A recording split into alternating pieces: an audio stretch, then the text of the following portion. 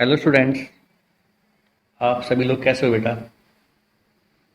तो आज हम दो टॉपिक्स हैं उन पर चर्चा करने जा रहे हैं, जिसमें पहला टॉपिक है जस्टिस अर्थात न्याय, और दूसरा टॉपिक है अनडिवाइडेड ह्यूमन सोसाइटी अर्थात अखंड मानवीय समाज। तो इन दो विषयों पर आज हम चर्चा करने जा रहे हैं। तो पहला जो टॉपिक है न्याय, उसको हम समझ लेते हैं। जस्टिस क्या है, न्याय क्या है? ठीक है। तो प्रपोजल की फॉर्म में, प्रस्ताव रूप में ऐसा बताया गया है कि जस्टिस का मतलब होता है मानवीय संबंधों में उभय सुख का इंश्योर होना। तो mutual happiness in human human interaction, इसको न्याय कहा। तो जब मानवीय संबंधों में उभय सुख इंश्योर होता है तो इसी को न्याय कहा है बेटा। ठीक है। अब सवाल उठता है कि मानवीय संबंधों में उभय सुख इंश्योर कब होगा? जो ह्यूमन इंटरेक्शन है, एक मानव का दूसरे मानव के साथ जो इंटरेक्शन हो रहा है या जो मानवीय संबंध है ना, उनमें उभय सुख इंश्योर कब होगा? तो उसके लिए हमें संबंधों को समझना पड़ेगा। जो एक मानव का दूसरे मानव के साथ संबंध है ना, उस संबंध को समझना पड़ेगा। तो जब संबंध को समझने जाते हैं तो पता चलता है कि जो प्रत्येक मानव है, हर एक मानव, वो संबंधों में ही जी रहा है ना। तो every human beings live in relationship, प्रत्येक मानव संबंध में ही जीता है।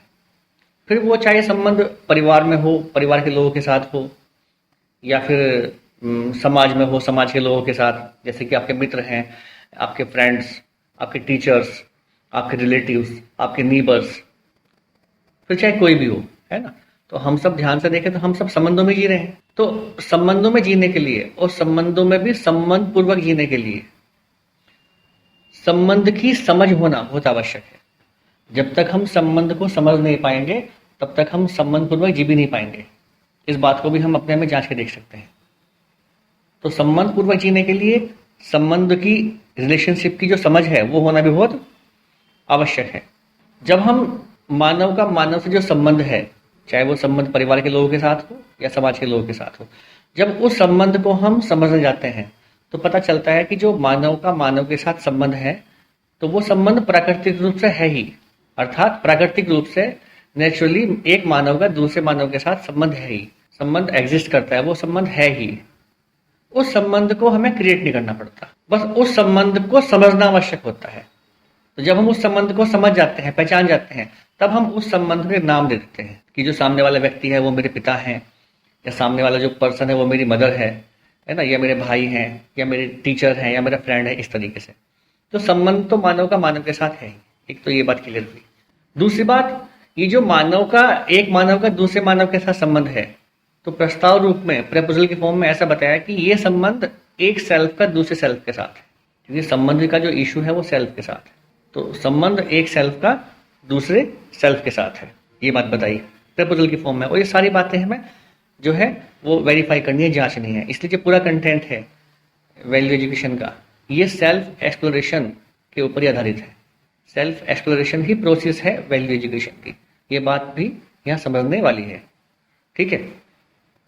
तो एक मानव का जो संबंध है दूसरे मानव के साथ, इसके कहने का अर्थ है कि संबंध एक सेल्फ का है दूसरे सेल्फ के साथ। जब संबंधों को और अंदर जाके समझते हैं, और एटोमाइज वे में समझते हैं, और डीपली समझते हैं, और संबंध की अनफोल्डिंग करते हैं, तो पता चलता है कि जो मानव का मानव के साथ संबंध है, उस संबंध का आधार भाव होते हैं, फीलिंग्स होते हैं। ये भाव डेफिनेट हैं, ये भाव निश्चित हैं। इन भावों को हम पहचान सकते हैं, और ये भाव संख्या में 9 हैं। तो जो एक सेल्फ का दूसरे सेल्फ के साथ संबंध है, उस संबंध का आधार भाव होते हैं। ये भाव निश्चित हैं, अर्थात डेफिनेट हैं। इन भावों को हम पहचान सकते हैं, और ये भाव संख्या में 9 है। तो कुल मिलाकर कह रहे हैं कि एक सेल्फ में 9 फीलिंग्स हैं दूसरे सेल्फ के लिए। ठीक है। तो जब इन 9 भावों को पहचान कर इन 9 भावों का फुलफिलमेंट होता है एक दूसरे के साथ, तब परिवार में म्यूचुअल हैप्पीनेस एंश्योर होती है। और जब परिवार में या परिवार के बाहर समाज में इस प्रकार से म्यूचुअल हैप्पीनेस एंश्योर होती है, तो इसी को बेटा न्याय कहा, इसी को जस्टिस कहा। तो इसलिए मैंने बताया था कि जस्टिस का मतलब क्या है, mutual happiness in human human relationship, या कह सकते हैं mutual happiness in human human interaction. फिर चाहे वो इंटरेक्शन परिवार में लोगों के साथ हो रहा हो, या समाज में जो हमारे लोग हैं, है ना, उनके साथ हो रहा हो, फ्रेंड्स हैं, टीचर्स हैं और दूसरे लोग हैं, है ना, उनके साथ हो रहा हो। तो जब भी ह्यूमन ह्यूमन इंटरेक्शन या ह्यूमन ह्यूमन रिलेशनशिप में म्यूचुअल हैप्पीनेस एंश्योर होती है ना, उभयसुख एंश्योर होता है, तो इसी को न्याय कहा। तो न्याय का अर्थ इतना ही है कि जो मानव का मानव के साथ संबंध है, उस संबंध का आधार 9 भाव है। तो जब 9 भावों को पहचान कर उनको फुलफिल करते हैं और जो फुलफिलमेंट कर रहे हैं उसका भी राइट इवैल्यूएशन होता है, और ऐसा करने से जब परिवार में एक म्यूचुअल हैप्पीनेस एंश्योर होती है, तो इसी को न्याय कहा। तो म्यूचुअल हैप्पीनेस का एंश्योर होना in human human interaction is what we say justice. This is called justice. एक तो इतनी बात हुई। इसलिए जस्टिस के साथ हम जी पाए, सम्मान पूर्वक जी पाए, ये हमारी नेचुरल एक्सेप्टेंस भी है ना। इन 9 भावों के साथ हम जी पाए, ये हमारी नेचुरल एक्सेप्टेंस है, ये हमारी इनेट नीड है ना। और जब हम इन 9 भावों के आधार पर, इन 9 भावों को पहचान कर जब हमारा जीना नहीं हो पाता, मान लिया हम 9 भावों को नहीं पहचान पा रहे हैं, उनकी समझ हमें नहीं है, और बिना समझे हम परिवार में जी रहे होते हैं, तब परिवार में लोगों के बीच conflict, contradiction, fight, bitterness in relationship, ये सब चीज़ें एंश्योर होती हैं। तो परिवार में जो भी झगड़ा है, कलह है, संघर्ष है, उसका कारण इतना ही है कि 9 भावों को पहचान कर जो हमारा आपसी जीना नहीं हो पा रहा है। इन 9 भाव परिवार के लोगों में एंश्योर नहीं है। इन 9 भावों की समझ परिवार के लोगों को नहीं है। अगर समझ नहीं होगी तो फिर इनका निर्वाह भी नहीं होगा, इनका फुलफिलमेंट भी नहीं होगा, और फुलफिलमेंट नहीं होगा तो परिवार में उभयसुख एंश्योर भी नहीं होगा। इस बात को भी हम स्वयं में अपने जीवन में जांच कर देख सकते हैं। अब दूसरा टॉपिक आता है बेटा इसमें, अनडिवाइडेड ह्यूमन सोसाइटी, अखंड मानवीय समाज, है ना। ये क्या है? तो जब न्याय व्यवस्था को परिवार से विश्व परिवार तक एंश्योर करते हैं, तो इसी को अखंड मानवीय समाज। तो जो न्याय व्यवस्था अर्थात परिवार में जो परिवार के लोग हैं वो एक दूसरे के साथ सम्मान पूर्वक जी पा रहे हैं, है ना, और उन संबंधों में म्यूचुअल हैप्पीनेस एंश्योर हो रही है, इसको तो न्याय कहा। जब इसी न्याय व्यवस्था को परिवार से विश्व परिवार तक एंश्योर करते हैं, विश्व परिवार का मतलब है जो एक लार्ज सोसाइटी, भाई एक परिवार तो हमारा हुआ, फिर ऐसी समाज में और दूसरे परिवार हैं, तो ऐसी जो बाकी परिवार हैं उन सबको जब कलेक्टिवली देखते हैं, है ना, तो वो एक विश्व परिवार के रूप में उसको हम देख पाते हैं। कहते हैं ना वसुधैव कुटुंबकम, ये पूरी जो वसुंधरा है, धरती एक बड़े कुटुंब के समान है, एक बड़े परिवार के समान है, एक विश्व परिवार के समान है, तो उसी की बात कर रहे हैं। जो न्याय व्यवस्था है उसको परिवार से विश्व परिवार तक एंश्योर करते हैं, तो इसी को जो है अखंड मानवीय समाज कहा। तो अखंड मानवीय समाज को ध्यान से देखें तो अखंड मानवीय समाज तभी एंश्योर होगा, अनडिवाइडेड ह्यूमन सोसाइटी का जो सपना हमारा है वो तभी पूरा होगा, जब हर घर में हमें न्याय देखने को मिलेगा। अर्थात जब हर घर में, हर परिवार में लोग सम्मानपूर्वक एक दूसरे के साथ जी रहे होंगे, जब हर घर परिवार में जो लोग हैं उनके जो आपसी संबंध है उसमें म्यूचुअल हैप्पीनेस एंश्योर होती दिख रही होगी, और फिर ये चीज़ हर फैमिली में हमें देखने को मिल रही है ना, तभी अखंड मानवीय समाज की स्थापना हो। बात समझ रहे हो? तो अखंड मानवीय समाज में ध्यान से देखें तो जितने भी लोग हैं सभी एक दूसरे के साथ जो है सम्मानपूर्वक उनका जीना हो पा रहा है। तो अगर ऐसी स्थिति हमें देखने को मिलती है तो उसे अखंड मानवीय समाज, तो अगर कह सकते हैं कि अनडिवाइडेड सोसाइटी, है ना, तो it is a feeling of being related to every human being, मतलब सभी मानवों के साथ, सभी मानव एक दूसरे के साथ अगर सम्मानपूर्वक जी पा रहे हैं, म्यूचुअल हैप्पीनेस के आधार पर उनका जीना हो पा रहा है, जब ऐसी स्थिति समाज में देखने को मिलती है तो उसको ही अखंड मानवीय समाज कहा है बेटा। बात समझते हो?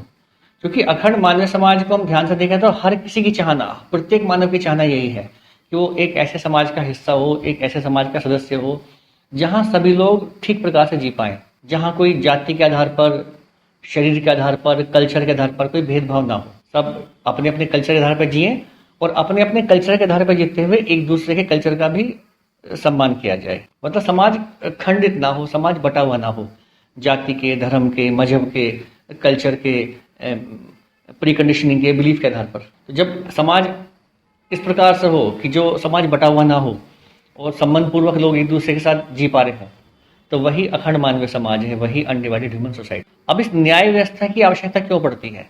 तो एक तो न्याय व्यवस्था का एंश्योर होना जरूरी इसलिए भी है कि अखंड मानवीय समाज तक का जो हमारा लक्ष्य है वो पूरा हो पाए, सभी लोग एक दूसरे के साथ सम्मानपूर्वक जी पाए, एक तो ये बात है। दूसरा, अगर न्याय व्यवस्था परिवार में इंश्योर नहीं होती है तो फिर ऐसे परिवारों से जब एक समाज बनता है तो वो समाज भी कभी अनडिवाइडेड नहीं हो पाएगा। ये बात तो निश्चित है और देखने को मिलती भी है समाज में। तो अगर परिवार में न्याय हुआ है, परिवार में लोग एक दूसरे के साथ संबंधपूर्वक जी पा रहे हैं, तब ऐसे ही परिवारों से जो है एक अखंड मानवीय समाज की स्थापना होती है। ठीक है। अब जैसे एक मान लीजिए छोटा बच्चा है, छोटा बच्चा जो है वो मानवीय संबंधों को, या जो मानवीय संबंध का आधार नो भाव है, इसकी समझ उस बच्चे को कहाँ होगी? परिवार में होगी। परिवार में ये समझ उसको मिलेगी। तो अगर परिवार में वो न्यायपूर्वक बच्चा जी पा रहा है, संबंधों को समझकर, पहचान कर, और संबंधों का आधार जो नो भाव है उनको समझकर, पहचान कर, उनको फुलफिल करके अगर बच्चा जी पा रहा है, अर्थात वो न्यायपूर्वक जी पा रहा है, तो फिर ऐसा बच्चा जब ऐसे माहौल में बड़ा होगा, उसकी परवरिश होगी, है ना। और जिस बच्चे ने परिवार में न्याय को देखा है, संबंधों को समझा है, 9 फीलिंग्स को समझा है, जब ऐसा बच्चा बाहर समाज में जाएगा इंटरेक्शन करने, तो उसके इंटरेक्शन में भी एक जस्टिस हमें देखने को मिलेगा। वो समाज में भी लोगों के साथ, अपने फ्रेंड्स के साथ, टीचर्स के साथ, नीबर्स के साथ, या और जो भी लोग हैं उनके साथ भी न्यायपूर्वक वो जी पाएगा। लेकिन अगर घर परिवार में ही न्याय इंश्योर नहीं है, अगर घर परिवार में ही बच्चे के साथ न्याय नहीं हुआ है, जस्टिस नहीं हुआ है, अर्थात 9 फीलिंग्स के आधार पर जीना नहीं हो रहा है निरंतरता में, तब अगर ऐसा बच्चा समाज में इंटरेक्शन करता है तो ये फिर देखने को मिलता है कि उसके इंटरेक्शन में इनजस्टिस हमें देखने को मिलेगा। वो फिर न्यायपूर्वक नहीं जी पाएगा बाकी लोगों के साथ, क्योंकि न्याय की जो फाउंडेशन है वो परिवार से ही पड़ती है। इसलिए परिवार को हम एक तरीके से लर्निंग लेबोरेटरी बोलते हैं, जहां वो सीखता है। एक तरीके से व्यवहार उसका कैसे सही के अर्थ में हो पाए, ये सारी सीख जो है बच्चे को परिवार से मिलती है। और परिवार में भी ध्यान से देखें तो जो मदर होती है वो बच्चे की प्राथमिक गुरु होती है, क्योंकि मोस्टली टाइम जो है बच्चा जब तक स्कूल जाने से पहले वो मदर के ही पास रहता है ना, उसी के आसपास बच्चा रहता है। तो मदर जो है बच्चे की प्राथमिक गुरु होती है।